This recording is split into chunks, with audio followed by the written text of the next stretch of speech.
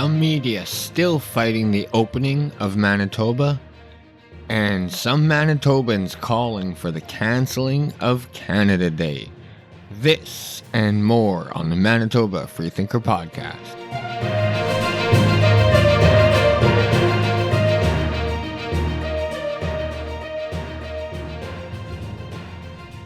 Alright, welcome back to another show, ladies and gentlemen. I hope you are having a wonderful day as always.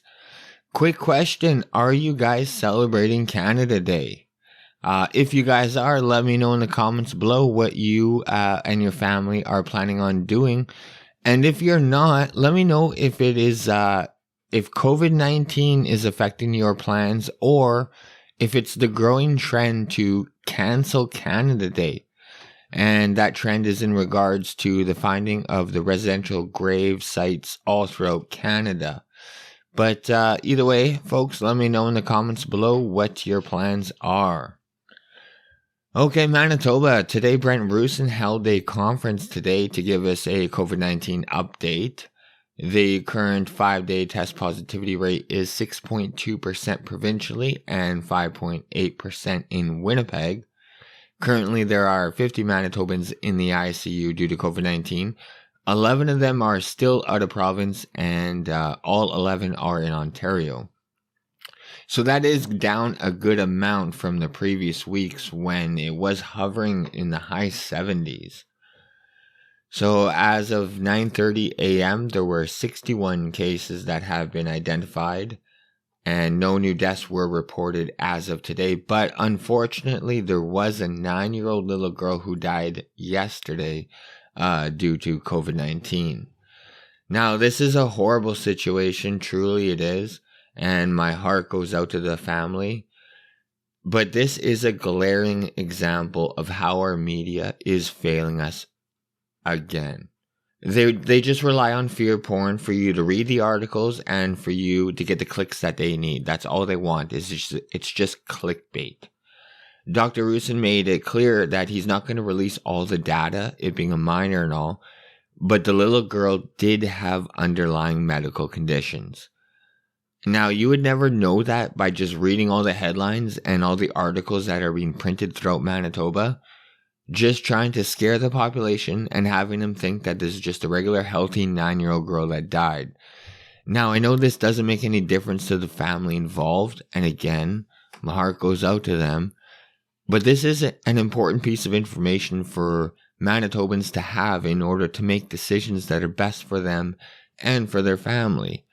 Like, they need to know if, healthy 9-year-old girls are now getting, or healthy 9-year-old kids are getting a higher transmission rates and higher infection rates with severe outcomes. This is something Manitobans need to know. But the way the media portrays it is they leave you guessing and they leave you scared. So here's Dr. Roussin from that press conference explaining that. Yesterday, we announced that a female under the age of 10 died related to COVID-19. And this is another tragedy during this pandemic. And I'd like to extend my condolences to the family and loved ones. We're obviously going to protect the privacy of this individual and their family. In keeping with prior announcements, we can confirm that there were underlying health conditions present, but we're not going to be sharing any more details related to this individual. And again, our condolences go out to their family and loved ones. So this is something that you would never get from just reading, the news articles. You'd actually have to listen to the news conferences in order to get all the details to make a proper decision for you and your family. So, and that's something that all Manitobans, of course, are not going to do. They don't have time to listen to all these news conferences, unfortunately, like I do. But Dr. Roussin kept going on about post-pandemic. Throughout the whole conference, again, like last conference, the same thing. He goes on about a post-pandemic where Manitoba Health will be giving out advice as opposed to setting out regulations and restrictions. But with how our media reports things, it's going to make it very difficult to make an honest decision. for you and your family. And, for many Manitobans who just read the headlines and the talking points are going to be extremely misled, and I think on purpose, I would say, from our media. I mean, already questions are coming out from our media about the fourth wave and if it's a good idea for Manitoba to be opening up at all. And I mean, these journalists must have their head in the sand because every other jurisdiction around the country is opening up. Manitoba is lagging behind, and our media seems to be scared of just basic freedoms. But honestly, I don't think that's a real reason. I think they need the COVID-19 to scare people, and they need to keep printing their scary headlines and getting those clickbait articles. That's, I think, what it's all about. Dr. Roussin said during this conference, like he did last one, due to vaccine uptake numbers, Manitoba may hit their next target of the 4-3-2-1 Great Summer Plan a little early and again move to open up the province before the set date. Currently, we need to hit the second target date, we need 75% of Manitobans to get their first vaccination shot and 50% to get their second vaccination shot. So this is something our media pushed back against immediately, stating that shouldn't we wait 1 or maybe 2 incubation periods before loosening up, which is crazy. Like, do you guys remember 15 months ago when the whole point of these restrictions were to bend the curve and save the healthcare system? It was never to eliminate COVID-19 or to stop all cases. This is something that's not going away. We're never going to get rid of COVID-19. Just like the flu. So it's something Manitoba is going to have to deal with yearly. So now that every Manitoban aged 12 and up, they have access to the vaccine and they can get fully immunized if they choose. So just for the fact that we have the necessary vaccines available, Manitoba should open up just like other jurisdictions are throughout the country. At this point, it becomes a choice for Manitobans, and Manitoba Health should move immediately to just giving out advice and stop implementing restrictions on Manitobans.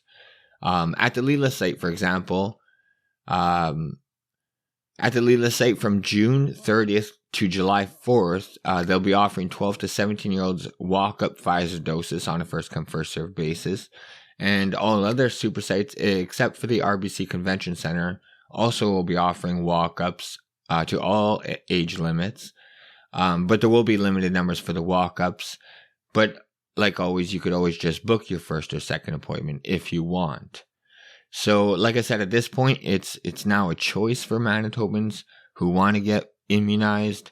So I think Manitoba Health, because our healthcare system is not overrun and vaccine numbers are only going to go up, that we should now definitely follow the lead of other jurisdictions and start opening up. But I do find it odd that there's a push from our media about opening up Manitoba. But yet when it was announced that Manitoba is hoping for the calling for students to be in person in school next year, they were silent on that. Even though Manitobans 11 and under won't be vaccinated at all as of now. Like, it doesn't make any sense. They want the kids in school who are unvaccinated, but adults who have a choice to be fully immunized, they don't want them to have their rights and freedoms back.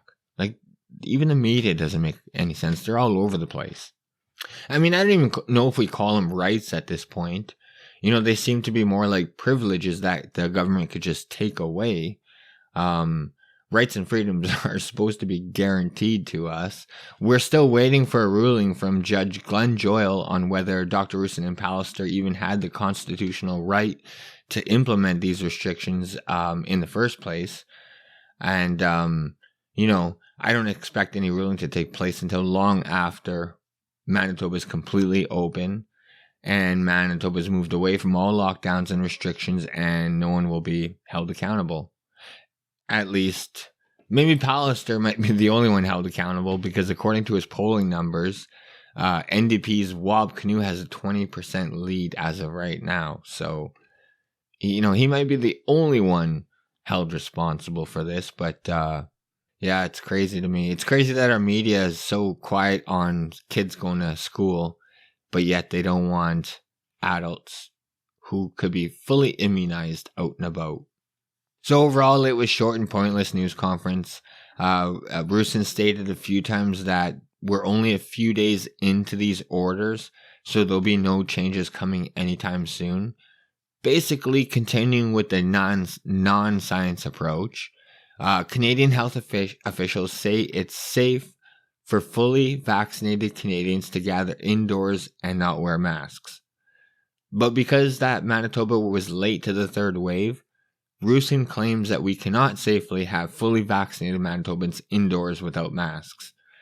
That does not make sense at all. COVID doesn't care if you're late or early to the wave. You know, it's either safe or not safe, and Canadian officials are saying it's safe. So science would say it's just as safe for Manitobans to do it. So why the control? It's not about science, you know. If it's safe for the rest of the Canadians to open up who are fully vaccinated, then it's safe to do it here too, you know. I think it's more about filling the coffers with enforcement money than following science. But that's just my opinion. Let me know in the comments below what you think about that. Why do you think that Manitoba is lagging so far behind in their reopening plans when they could just look to jurisdictions all around us and see what's going on? All right, Manitoba, though, in other news coming out of Manitoba, and I guess mainly across Canada, but because of the recent discoveries of residential school graves and burial sites, like I said earlier, there's been a growing call for Cancel Canada Day. And it's trending on Twitter and on Facebook. And I'm sure you've all seen the posts and the tweets calling for it. And I don't know how you guys think, but I think this is friggin' outrageous.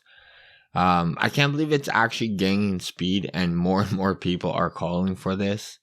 Some politicians are even, believe it or not. I'm pleasantly surprised and shocked that both Premier Pallister and Mayor Bowman are not calling for the cancelling of Canada Day, which blows me away. And in the even bigger shocker, Trudeau isn't even calling for it.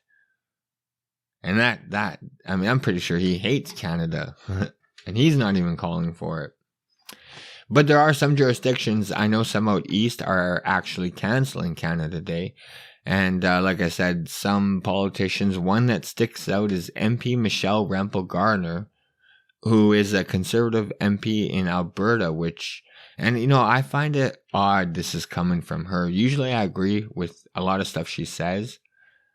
But she recently was tweeting in a Washington Post article, basically demonizing John A. Macdonald for his involvement of residential schools in Canada. And I mean, like I said a million times, agree that how horrible residential schools are and the effects that it had. But I don't think that we should cancel Canada Day for our past mistakes. But I'm going to read her tweet and the article that she posted.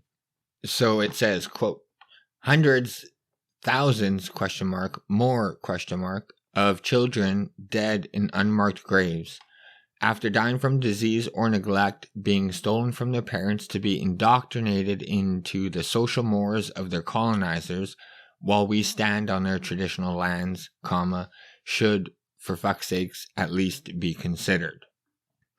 And the article that she tweeted from the Washington Post, it says, John A. Macdonald, Canada's first Prime Minister, who explained the aim of the residential school system before the House of Commons in 1883. Quote, when the school is on the reserve, the child lives with its parents, who are savages, he said. And though he may learn to read and write, his habits and training and mode of thought are Indian. End quote.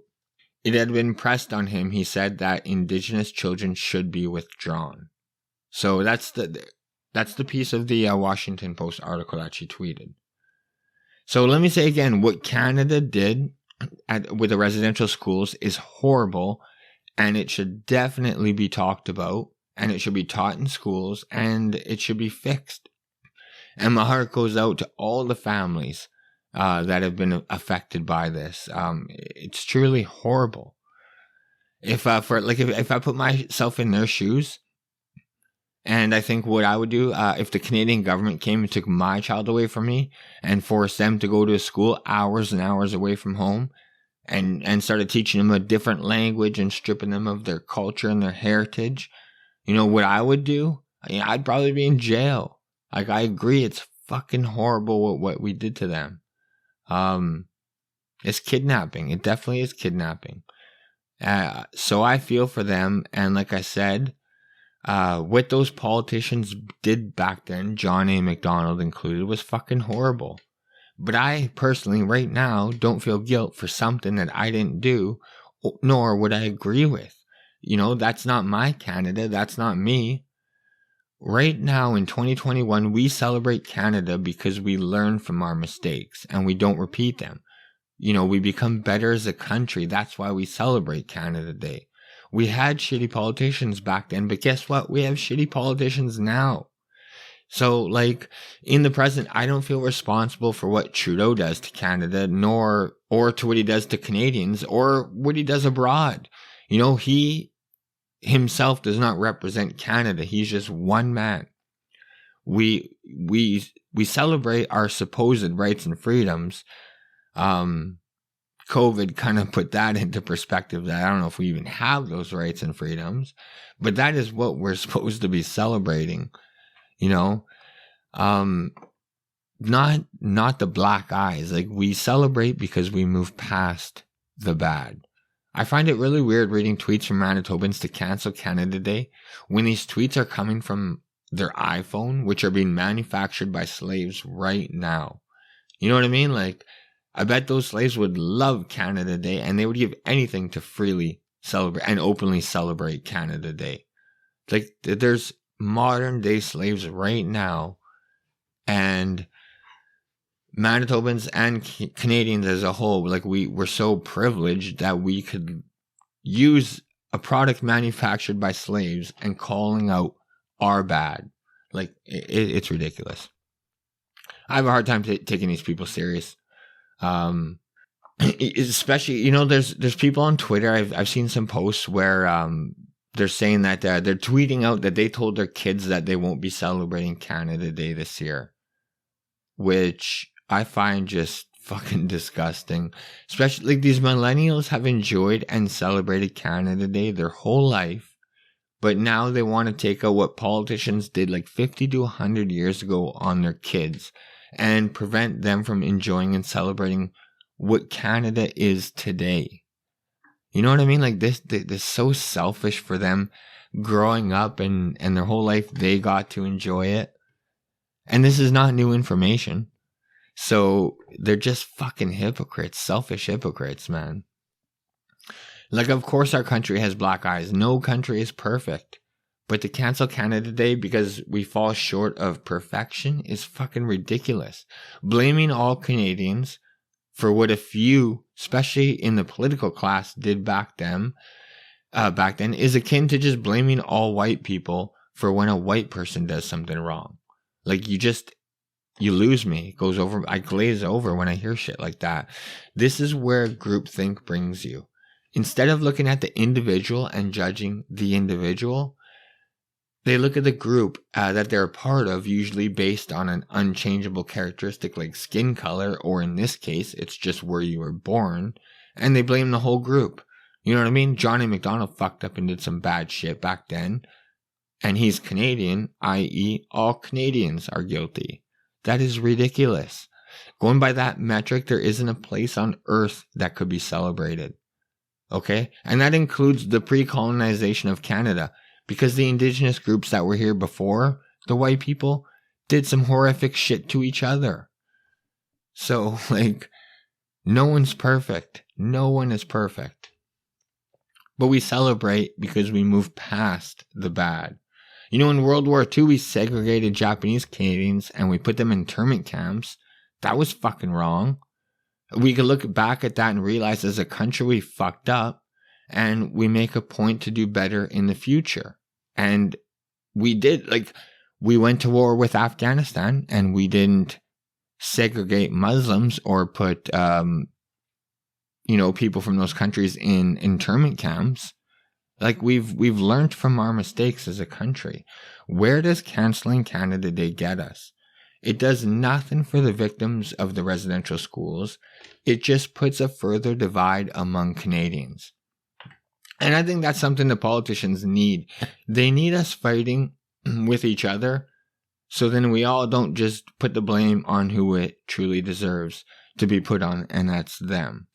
The fact that MP Michelle Garner wants to hold me and my friends and family who want to celebrate Canada Day responsible for what John A. Macdonald did, or any other politician did for that matter, is just ridiculous. It's like holding my 14-year-old responsible for what a Prime Minister blackface does. And you know what I mean? That's basically the same metrics to go by. We should hold my 14-year-old white daughter responsible for an adult who just loves to wear black and brown face because one day he's going to grow up to be our Prime Minister. You know what I mean? So it's ridiculous to hold us responsible for John A. Macdonald, just like it's crazy to hold my daughter responsible every time Justin Trudeau decides to put on blackface. I've also seen a lot of tweets saying, like, why don't we light candles this year instead of fireworks?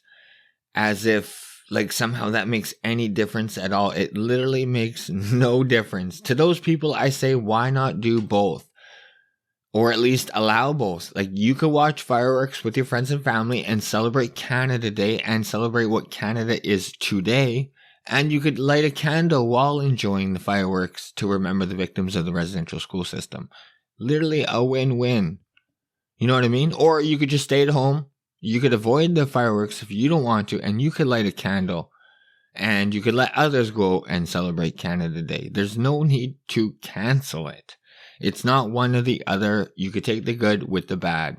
I say this kind of jokingly, but honestly, it's millennials, and I am one of them, but they just love digging up dirt from like the greatest generation and the baby boomer generation and just implying guilt. And Gen Z just can't wait to take all that guilt. They just love it. They love just blaming themselves, and it's fucking ridiculous. You know what I mean? So I'm not having it. Again, I don't feel guilty for something that I didn't do or would agree with. So if you want to stay home and light a candle, that's completely up to you. If you want to go out and celebrate Canada Day, that is completely up to you. Or if you want to do both. But I want to end the show by reading you a tweet thread from @CAF in US. So it's @CAF in US, Canadian Armed Forces in US. Wow, I beat that to death. But this is an example of someone who knew how to take the good and the bad from the country that he lived in. And from what this gentleman went through in Canada and how he was treated by our political class in Canada, I would say he had a deep love for Canada based on his actions and life choices. I'm speaking out of my ass. Obviously, I don't know how he really felt. But for someone to fight for the country more than once tells me he loves his country, even though it isn't perfect. And when he got home, it seems like he wanted to fight for change, not for canceling. And there's a big difference there. So I'm talking about none other than Sergeant Tommy Prince. And man, this guy was a beast. So I love reading about military history, so I was kind of pumped when I started reading this thread. I'm looking forward to actually reading up more on Sergeant Tommy Prince. Hopefully there's some shit about his war stories, because like I said, this guy sounds like a beast, man. And what's really cool is his great-great-grandfather was Chief Peguis, who, in case you don't know, played a big role in making Manitoba, and he was actually part of the first treaty signed in Western Canada. So his family has some deep Manitoba heritage. And this is just a perfect example of a guy who can understand that there's problems within the country, but You could still love your imperfect country. But here's the thread. I'm just going to read it out to you guys. So like I said, at CAFINUS, they took him from his family. At Elkhorn Residential School, Canada tried to take everything from him. But Tommy Prince, the great-great-grandson of Chief Peguis, survived. When Canadian recruiters turn him away several times, he persists. He enlists in June 1940. By 1942, he is among a select group of Canadian soldiers who merge with the Americans. They form the first Special Service Force, the forebears of today's Special Forces. Soon enough, he's hunting Nazis. Sneaking behind enemy lines, he regularly raids their quarters as they sleep. He steals their shoes from their feet, and he leaves notes. Quote, "The worst is yet to come," end quote. The Nazis are horrified. Italy, February 1944. Carrying a telephone, he crawls to a farmhouse within 200 yards of the Nazis to report their movements. When the phone line is cut, he is isolated and ineffective. He abandons his position and heads back to safety, right? It's Tommy Prince, come on. He puts on farmer's clothes and heads out to tend to the field right in front of the enemy. They fall for it. Pretending he's tying his shoes, he repairs the phone lines and returns to the house, but not before shaking his fist at some Nazis. He stays in the house for 2 more days, calling in artillery strikes and sharing valuable details about the enemy movements. They give him the military's medal for his shape-shifting feat. France, September 1944. Sergeant Prince and other soldiers are on a reconnaissance mission deep inside Nazi territory. They see the enemy surrounding and outnumbering French partisans. 2 men couldn't change the seemingly inevitable outcome, right? Tommy Prince wasn't the type to leave people in need. The 2 men remain concealed and start picking off enemy soldiers. They surprise the Nazis, inflicting enough casualties to force a retreat. 2 soldiers force the retreat. The French thought 50 came to the rescue. The Americans give him the U.S. Silver Star. Quote, "The keen sense of responsibility and devotion to duty displayed by Sergeant Prince is keeping with the highest traditions of the military service and reflects great credit upon himself and the armed forces of the Allied nations," end quote. After the war, he returns home. Like his fellow Indigenous veterans, he doesn't receive the same benefits as non-Indigenous veterans. He risked everything for Canada and returned to the same Canada that still considered him less than equal. Tommy Prince spends years after the war fighting for Indigenous rights. He fought the Nazis for Canada. Canada fought against him. At the outbreak of the Korean War, he signs up to fight again. Think about that. In Kapyong, he helps defend the freedom of people he would never meet. He's with the Patricias when they earn a U.S. Presidential Unit citation. He fought for strangers overseas and returned to Canada and the same injustice. Please understand what Tommy Prince survived. Please understand what he endured. The Nazis in World War II, the Chinese in Korea, the residential schools in Canada. We will see you, Tommy Prince of Broken Head, Ojibwe Nation. Tommy Prince survived the place they called school. Thousands of children did not. Please read about what Canada did in those places. And it's a link to the NCTR, which stands for National... Oh, let me pull it up. I don't want to fuck it up. It's the Truth and Reconciliation Commission report. So you can have a read of that. But yeah, so I would just say that that's a good example of a Manitoban that can understand that there's problems within the country, but a country still worth fighting for, since he signed up for 2 wars to fight for this country. So, Manitoba, I just want to say a special shout out to all our Canadian forces, past and present, this Canada Day. Good and bad, whether we agree or disagree on any political topic, I'm thankful we live in a country where we can have these disagreements openly and freely. So I'm thankful there are, hundreds of thousands of Canadians out there who are willing to put it all on the line. For us Canadians who just eat Cheetos and type, me included in that group. So, like I said, a big shout out to all our Canadian forces. I usually never agree with the politicians, but here on the Manitoba FreeThinker podcast, we have a deep love and respect for our soldiers. So we will always, always, always support our troops. So this Canada Day, like I said, a big shout out to all the Canadian Armed Forces. But that's going to do it for today's show, Manitoba. I hope you enjoyed it. I want to thank you once again for listening. Please like, share, subscribe, do all that good stuff that helps out the show. And, if you didn't like it, share it with someone you hate and I'll piss them off for a half hour. But if you want to follow me, you can follow me at mbfreethinker on Twitter, or you can go to mbfreethinker.wordpress.com and there'll be links to all my previous episodes. I'm on most of the podcast platforms, but there's a few of them I'm still not on, like Apple, for example. Apparently they don't like my artwork. Doesn't have enough pixels for them. But anyways, Manitoba, thank you so much. Love you guys. And stay tuned. Hope you enjoy your Canada Day. Have a very wonderful Canada Day. And I'll check you guys in a couple days. Bye.